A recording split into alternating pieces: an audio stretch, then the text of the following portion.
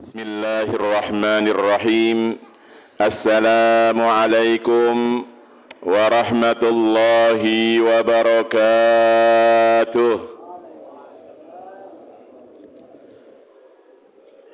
Kagak semangat nih saya lihat nih. Masih pada puasa.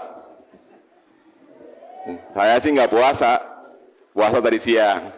Assalamualaikum warahmatullahi wabarakatuh.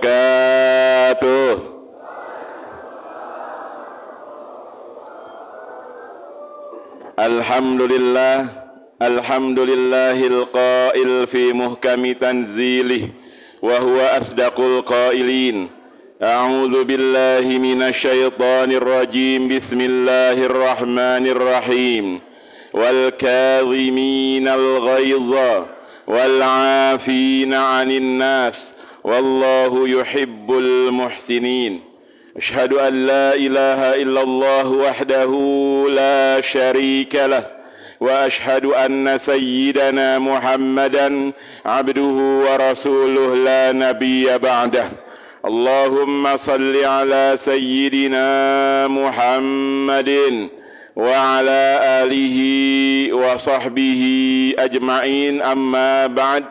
Hadirin dan hadirat rahimakumullah, yang kami hormati para pengurus Masjid Al-Ikhlas, yang kami hormati guru kami yang juga hadir pada malam hari ini, Kiai Haji Hasan Bisri, Ketua Majelis Ulama Kecamatan Cipayung. Bapak-bapak, ibu-ibu, dan ananda sekalian, jamaah salat tarawih Masjid Al-Ikhlas yang dimuliakan Allah Subhanahu wa ta'ala. Hadirin dan hadirat rahimakumullah, saya senang sekali bisa sholat di malam tarawih malam hari ini di Masjid Al-Ikhlas. Kenapa? Karena jamaahnya banyak. Jamaahnya banyak dan anak-anaknya tertib. Mudah-mudahan banyaknya jamaah bisa terus dipertahankan sampai nanti akhir Ramadan. Ini sampai luar-luar saya lihat ya. Jadi di luar sudah ada yang bikin soft juga. Mudah-mudahan terus bertahan sampai akhir Ramadan. Kira-kira bisa bertahan gak nih Bapak dan Ibu? Bisa. Insya Allah. Anak-anak juga bisa bertahan ya. Tetap tertib selama pelaksanaan tarawih. Kayak begini mantap gitu. Bawa anak boleh, akan tetapi harus didampingi oleh ibu atau bapaknya. Hadirin dan hadirat rahimakumullah. Yang namanya manusia itu tempatnya salah dan hilaf. Betul ya? Al-insanu mahallul khata' wan nisyan. Yang namanya manusia tempat salahnya dan khilaf. Penuh dosa. Kalau dosa itu bisa berbau, bisa beraroma, tentunya tidak akan ada yang mau deketin kita. Kenapa? Karena betapa busuknya, betapa banyaknya kesalahan yang kita lakukan. Kita akui dalam diri kita, salah kita kepada Allah, salah kita kepada sesama manusia, tentunya hablum minallah, hablum minan nas. Kadangkala banyak hal-hal yang belum kita bisa penuhi. Akan tetapi Allah Subhanahu wa ta'ala melindungi diri kita, menutup aib-aib kita, sehingga aib itu tidak nampak pada pandangan manusia. Tadi kalau aib itu bisa beraroma, tidak nampak pada penciuman manusia. Artinya apa? Allah senantiasa memberikan kesempatan kita untuk kita memperbaiki diri kita. Apalagi bulan Ramadan. Bulan Ramadan adalah bulan ampunan. Pengen enggak Bapak dan Ibu kesalahan kita diampuni oleh Allah Subhanahu wa ta'ala? Pengen aja atau pengen banget? Pengen banget kesalahan kita diampuni, kesalahan orang-orang tua kita diampuni, nanti kelak bisa masuk surga bersama orang-orang tua kita, bersama pasangan kita, bersama istri kita, bersama anak-anak kita. Amin ya rabbal alamin. Bulan Ramadan adalah bulan ampunan. Bulan yang tepat untuk kita bermuhasabah.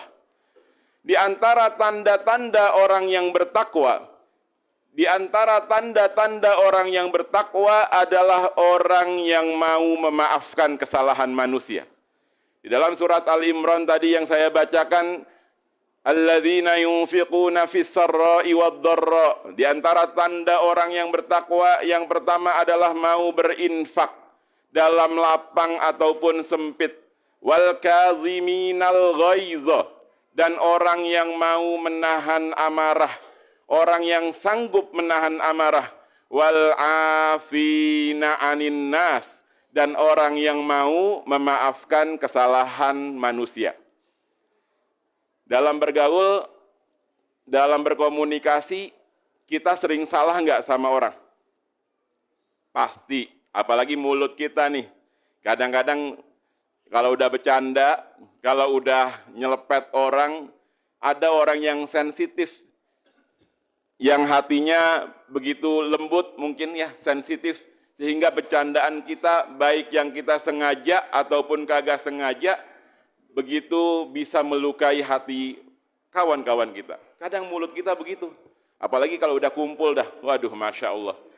Bisa jadi bercandaan kita, omongan kita menyakitkan buat orang lain. Kita pengen nggak kesalahan kita diampuni oleh teman kita? Dimaafkan oleh teman kita? Pengen. Begitulah sifat seorang yang bertakwa. Sifat seorang yang bertakwa karena manusia tidak lepas dari kesalahan, tidak lepas dari khilaf, tidak lepas dari dosa. Tentunya kita akan sangat bersedia untuk memaafkan kesalahan orang lain. Karena kesalahan kita juga banyak, kita sadar.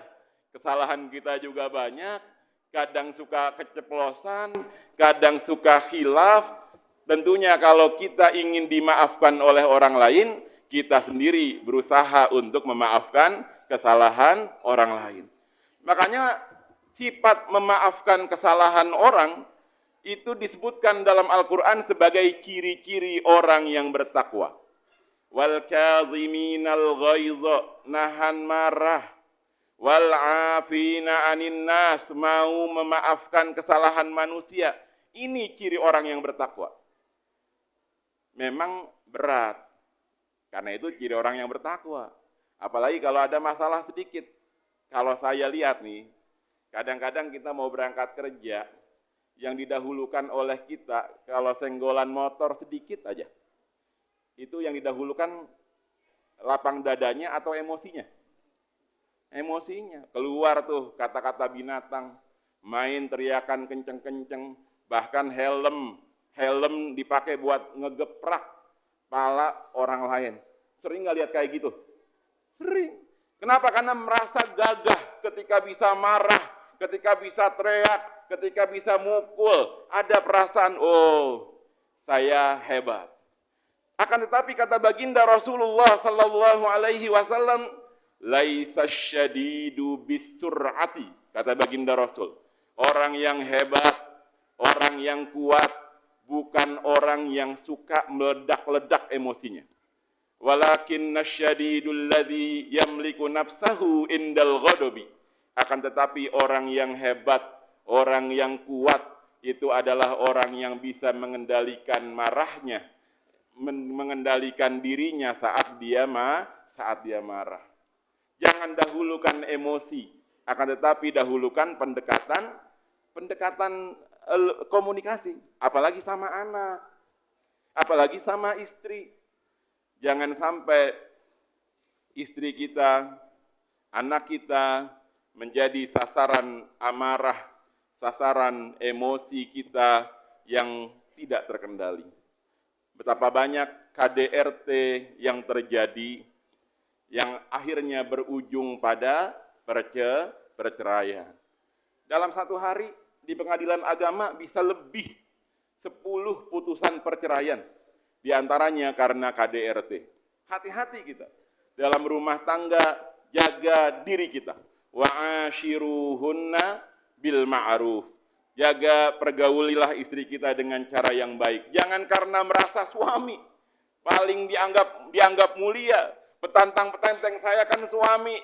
Istri harus taat sama saya gitu. Istri harus ikut apa kata saya. Oh, tetap jaga komunikasi wa ashiruhunna bil ma'ruf. Penuhi juga kebutuhan istri. Simak aspirasi yang disampaikan oleh istri kita. Ada musyawarah wa syawirhum fil amr. Fa idza azamta fatawakkal 'ala Allah. Musyawarah dengan istri kita. Ma'asyiral muslimin rahimakumullah. Perhatikan ayat yang Allah sebutkan tadi. Wal kadhiminal ghaiza. Orang yang menahan amarah. Wal afina 'anin nas. Orang yang mau memaafkan kesalahan manusia. Wallahu yuhibbul muhsinin. Allah puji karakter orang seperti ini. Wallahu yuhibbul muhsinin. Dan Allah mencintai dan Allah menyukai orang-orang yang berbuat baik. Ma'asyiral muslimin rahimakumullah, bapak-bapak dan ibu-ibu yang dimuliakan Allah Subhanahu wa taala. Bukan hanya menahan marah, bukan hanya diam, tapi juga sampai punya derajat memaafkan, maka orang-orang ini sangat dicintai oleh Allah Subhanahu wa taala. Di dalam Al-Qur'an Allah Subhanahu wa taala berfirman, A'udzu billahi minasyaitonir rajim. Bismillahirrahmanirrahim. Wal ya'fu wal yasfahu. Ala tuhibbuna ay yaghfirallahu lakum wallahu ghafurur rahim. Allah berfirman, hendaklah mereka memaafkan dan berlapang dada. Tidakkah kalian ingin Allah mengampuni kalian? Dan Allah Maha Pengampun lagi Maha Penyayang. Maafin kesalahannya. Lapang dada. Apalagi dalam kita berumah tangga. Mungkin banyak di antara kita yang masih muda, atau yang belum menikah, atau yang masih pengantin baru, belum lama usia pernikahannya. Badai-badai dalam rumah tangga itu begitu banyak, begitu besar silih berganti ujiannya. Yang kita perlukan adalah komunikasi dengan pasangan kita dengan cara yang baik. Bukan sikap ego, pengen menang sendiri. Nah itu yang membuat merusak rumah tangga. Maafkan apabila ada pasangan kita berbuat kesalahan. Bayangin nih, kalau rumah tangga nggak saling memaafkan, waduh repot, iya nggak? Ya alhamdulillah kalau saya lihat sini banyak yang udah tua, usia pernikahannya mungkin udah 20 tahun, bisa bertahan lama diantaranya karena adanya rasa untuk saling memaafkan dan saling memperbaiki. Kadang-kadang orang gengsi sih ya untuk memaafkan, seringkali begitu. Apalagi merasa, dia kan lebih muda dari saya yang lebih tua, harusnya dia yang minta maaf dulu gitu ya. Harusnya dia yang minta maaf dulu. Padahal tidak. Dalam Islam justru orang yang minta maaf dan orang yang memaafkan terlebih dahulu adalah orang yang mulia. Kata baginda Rasulullah sallallahu alaihi wasallam, "Ma zadallahu 'abdan bi'afwin illa 'izzan." Kata baginda Rasul, tidaklah Allah menambah kepada seorang hamba yang pemaaf kecuali kemuliaan. Apalagi sama saudara, Bapak, sama saudara kita, Ibu, jangan sampai karena urusan yang remeh-temeh, urusan harta waris misalnya, sampai bertahun-tahun kagak mau negur karena marah. Padahal baginda Rasulullah sallallahu alaihi wasallam beliau bersabda, la yahillu li muslimin ayyakhjura akhahu fawqa thalas. Tidak halal bagi seorang muslim untuk marah, untuk nyuekin saudaranya lebih dari 3 hari lamanya. Atau lebih dari 3 malam lamanya dalam hadis lain. Sama saudara, orang tua udah nggak ada, silaturahmi dengan keluarga terputus, dengan kakak, dengan adik, pada gengsi. Padahal dalam Islam menjalin silaturahmi, apalagi dengan saudara kandung, harus terus kita lakukan. Maafkan kesalahannya, apalagi untuk urusan yang remeh-temeh. Jangan sampai urusan yang remeh-temeh hubungan persaudaraan kita terputus. Wah, saya emang nggak mau maafin dia gitu. Waduh, masya Allah. Ma'asyiral muslimin rahimakumullah. Apalagi sampai keluar udah biar nggak apa-apa putuslah persaudaraan. Waduh, dosa. Lebih baik kita punya sifat pemaaf dan lapang dada. Salamatus sodr. Dada kita lapang, dada kita selamat. Baginda Rasulullah Sallallahu Alaihi Wasallam memberikan contoh pada kita bagaimana seorang muslim harus bersikap pemaaf. Baginda Rasul saat hijrah ke Taif, beliau ditolak, beliau ditimpukin oleh massa, tidak diterima beliau, sampai beliau berdarah, sampai beliau luka. Sehingga ketika ditawarkan oleh malaikat yang menjaga gunung, ditanya, wahai Muhammad, wahai Rasulullah, mau enggak nih aku angkat gunung yang ada di Taif ini, lalu aku benturkan, aku hancurkan orang-orang yang menolak dirimu. Kata baginda Rasulullah, jangan, tidak akan hadir dari keturunan mereka, kata baginda Rasul, orang-orang yang soleh.